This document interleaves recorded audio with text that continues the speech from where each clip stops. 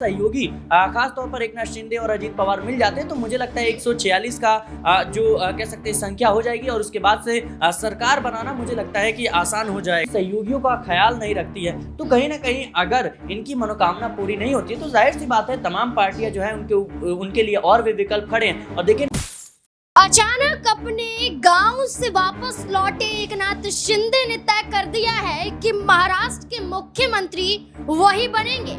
क्या एकनाथ शिंदे ने कह दिया है कि अब बीजेपी महाराष्ट्र से बाहर होने वाली है। बीजेपी जहां एक वक्त पर एकनाथ शिंदे को चैलेंज कर रही थी कि एकनाथ शिंदे अपना रास्ता देख लें, एकनाथ शिंदे की मांगों को बीजेपी नहीं मानने वाली है।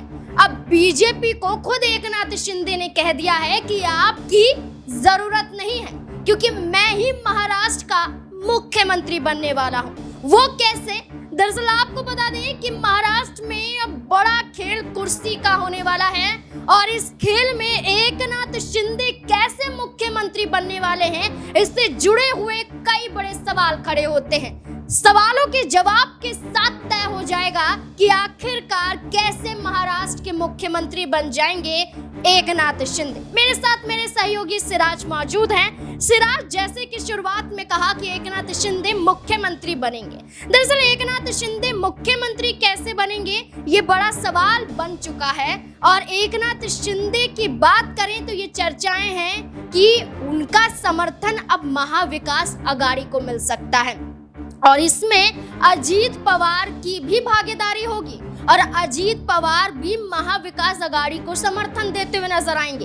यानी कि बीजेपी अकेली हो जाएगी और एकनाथ शिंदे मुख्यमंत्री और अजीत पवार उप मुख्यमंत्री बनने के लिए तैयार हो जाएंगे और महाविकास आघाड़ी की तरफ से उद्धव ठाकरे गुट का बड़ा समर्थन यहाँ पर मिलता हुआ नजर आएगा, जिसमें उनके बेटे आदित्य ठाकरे उप मुख्यमंत्री की कुर्सी पर भी काबिज हो सकते हैं। आपको क्या लगता है, इस समीकरण से क्या एकनाथ शिंदे का सपना पूरा हो जाएगा? जी बिल्कुल नाज़मीन, जाहिर सी बात है जिस तरीके से अभी कह सकते हैं कि महाराष्ट्र की राजनीति में कई बड़े उलटफेर के संकेत नजर आ रहे हैं। साफ जाहिर हो सकता है कि कहीं ना कहीं अजीत पवार भी मुख्यमंत्री पद का दावा ठोक रहे थे, एकनाथ शिंदे भी लगातार दावा ठोक रहे हैं, उधर भारतीय जनता पार्टी पीछे हटने को तैयार नहीं है। तो मुझे लगता है कि जिस तरीके से कह सकते हैं कि प्रदर्शन रहा है महाविकास आघाड़ी का वो काबिले तारीफ नहीं रहा है, लेकिन अगर सहयोगी खास तौर पर एकनाथ शिंदे और अजीत पवार मिल जाते हैं तो मुझे लगता है 146 का जो कह सकते हैं संख्या हो जाएगी और उसके बाद से सरकार बनाना मुझे लगता है कि आसान हो जाएगा।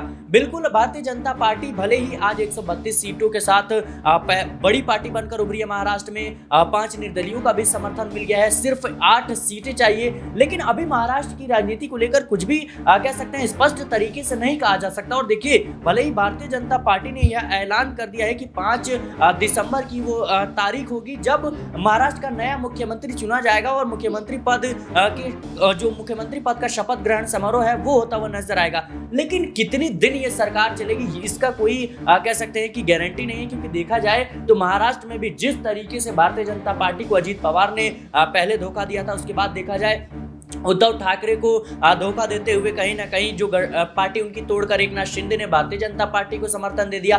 तो जो उद्धव ठाकरे को कह सकते हैं कि उद्धव ठाकरे से रिश्ता तोड़ करके भारतीय जनता पार्टी को समर्थन देकर सरकार में कहीं ना कहीं बड़ा उलटफेर कर सकते हैं, तो जाहिर सी बात है एकनाथ शिंदे और अजीत पवार का ऐसा इतिहास रहा है कि उन पर कहीं ना कहीं विश्वास नहीं किया जा सकता। और देखिए राजनीति में कह सकते हैं कि कोई भी परमानेंट दोस्त और दुश्मन नहीं होता है। जाहिर सी बात है कि जरूरत के मुताबिक जो तमाम नेता है या पार्टियां हैं वो कहीं ना कहीं दल बदल की जो रणनीति है वो तैयार करती है। यहाँ पर एकनाथ शिंदे को लेकर उनके नेता ये कहते हुए नजर आए थे कि वो अपने पैतृक गांव में गए हैं तो कोई बड़ा फैसला लेने वाले हैं, और जब वो गांव जाते हैं तो ऐसा फैसला लेते हैं कि मुश्किलें कई पार्टियों की खड़ी होती हुई नजर आ सकती है। तो एकनाथ शिंदे का अचानक से प्रेस कॉन्फ्रेंस मुंबई में करना और देवेंद्र फडणवीस के नाम पर सहमति न जताना क्या इस और इशारा करती है कि उन्होंने रणनीति बना ली है और जिस तरीके की समीकरण विभाजन की मैं बात कर रही हूँ, वो उस रणनीति में कामयाब होते हुए नजर आएंगे? जी बिल्कुल नाज़मीन, जाहिर सी बात है कि महाराष्ट्र की राजनीति को लेकर कई तरह के इस वक्त कयास लगाए जा रहे हैं। उनमें से एक कयास यह भी है कि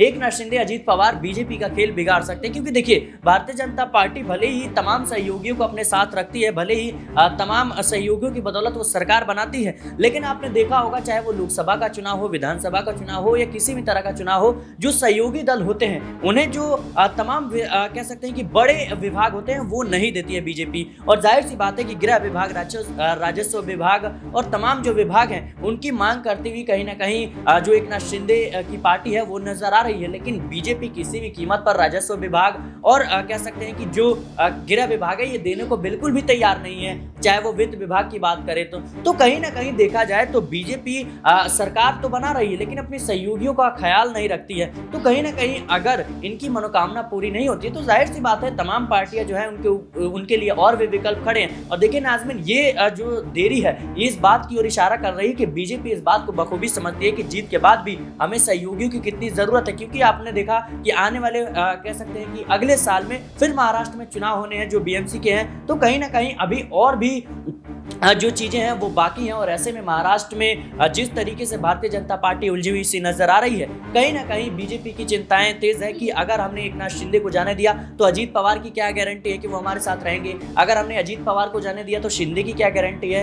अजीत पवार की बात करूं तो चुनाव के दौरान अपने ही चाचा के समर्थन में उतरते हुए नजर आए थे। आपको याद होगा जब बीजेपी के नेता ने शरद पवार के चेहरे पर टिप्पणी की तो खुद अजीत पवार ने फटकार लगाई। तो अचानक से वो अजीत पवार जो खुद अपने चाचा के खिलाफ थे, अचानक से प्रेम उमड़ पड़ता है। तो ये भी दर्शाता है कि उस वक्त पर चाचा का समर्थन करना, इस वक्त पर एक संकेत दे देना कि हम सीएम पद की लालसा में नहीं हैं, और अजीत पवार का खामोश हो जाना क्या ये दर्शाता है कि वो खुद अंदर खाने में तैयारियां कर रहे हैं। और एकनाथ शिंदे का अचानक से प्रेस कॉन्फ्रेंस कर देना और बीजेपी की मांगों को न मानना यही दर्शाता है कि अब उद्धव ठाकरे को समर्थन मिलता हुआ इन दोनों दलों का, इन दोनों चेहरों का मिलता हुआ नजर आएगा। जी बिल्कुल, जाहिर सी बात है कि जिस तरीके से अभी सियासी हलचल तेज है और अजीत पवार कई मौकों पर शरद पवार को लेकर बयानबाजी कर चुके हैं, तो कहीं ना कहीं ये दर्शाता है कि अभी भी जो उनके मन में है वो एक कह सकते हैं सिंपैथी जरूर है। और जाहिर सी बात है जरूरत पड़ने पर, जैसा कि मैंने पहले कहा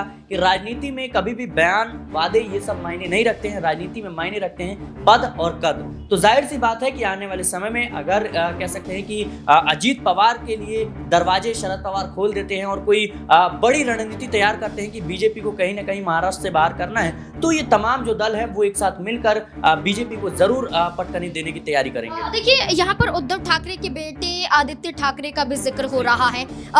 ये एक फॉर्मूला तय किया जा रहा है। खुद यहाँ पर पत्रकारों के बयान सामने आते हैं, वो ये दावा कर रहे हैं कि एकनाथ शिंदे मुख्यमंत्री बन सकते हैं, अजीत पवार उप मुख्यमंत्री और उद्धव ठाकरे के बेटे आदित्य ठाकरे भी उप मुख्यमंत्री बन सकते हैं। तो क्या लगता है कि उद्धव ठाकरे अपने बेटे को उप मुख्यमंत्री का पद दिलाने के लिए जिसको एक कट्टर दुश्मन में देखती थी एकनाथ शिंदे को, उनसे हाथ मिलाते हुए नजर आ सकती हैं?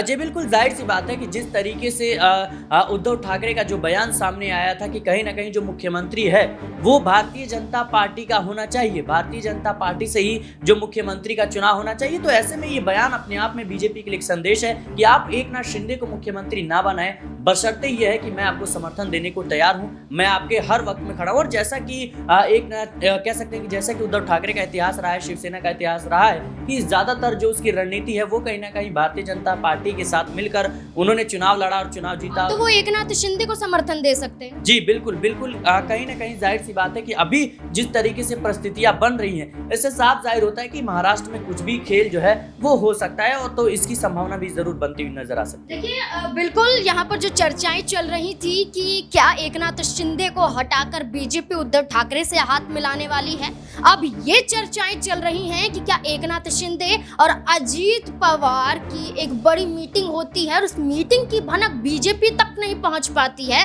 और अंदर खाने में चर्चाएं चल रही हैं कि शरद पवार की एनसीपी, उद्धव ठाकरे की शिवसेना और अजीत पवार की एनसीपी और एकनाथ शिंदे की शिवसेना ये मिल सकते हैं। और इसमें कांग्रेस पार्टी और समाजवादी पार्टी भी जुड़ी हुई है, यानी कि महाविकास आघाड़ी को समर्थन देते हुए नजर आ सकते हैं अजीत पवार और एकनाथ शिंदे। और बीजेपी हर बार की तरह अकेली नजर आ सकती है और महाराष्ट्र में जो आज सत्ता में है वो सत्ता से बेदखल भी हो सकती है। तमाम चर्चाएं हैं क्योंकि 5 दिसंबर शपथ ग्रहण समारोह की तारीख निर्धारित की गई है और उससे पहले एकनाथ शिंदे का ये तक कह देना कि तय हो जाएगा मुख्यमंत्री, आप चिंता मत करिए, यानी कि एक बड़ा फॉर्मूला तय किया जा रहा है महाविकास आघाड़ी के जरिए। अब देखना होगा कि क्या कामयाब हो पाते हैं या फिर नहीं। आपको भी यही लगता है कि क्या एकनाथ शिंदे, अजीत पवार महाविकास आघाड़ी को समर्थन दे सकते हैं?